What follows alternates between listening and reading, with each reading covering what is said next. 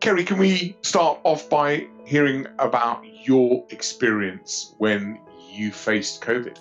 Actually, this kept coming back. I would be absolutely fine for about a week, and then I would be down again for about a week, even to the extent of being rushed to hospital on the 30th of May, and undergoing all sorts of tests, every test you can possibly think of, because at first they thought I was having a heart attack, because I had really bad chest pains, really bad backache, and just could not catch my breath, couldn't even form a sentence.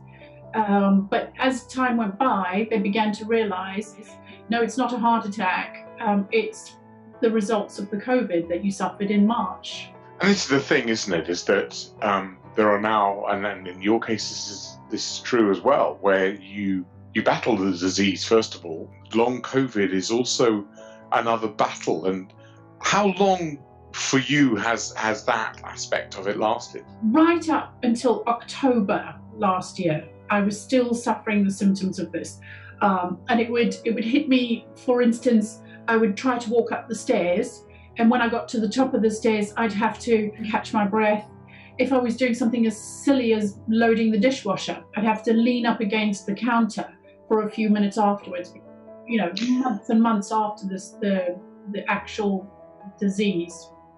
So really, 2020 became almost a full year of you experiencing this, and also, of course, during that time, you experienced your first bout of it, obviously, even before the first lockdown started, but then carried on. And you saw the changes and the approaches, of course, towards it as it went through the year.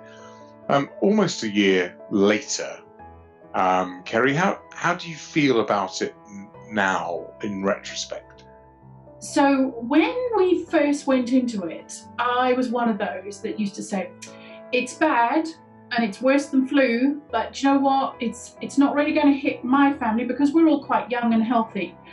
So although I'm worried, and I'm worried for my residents who are perhaps a little bit older, have underlying issues, I don't need to worry for my family.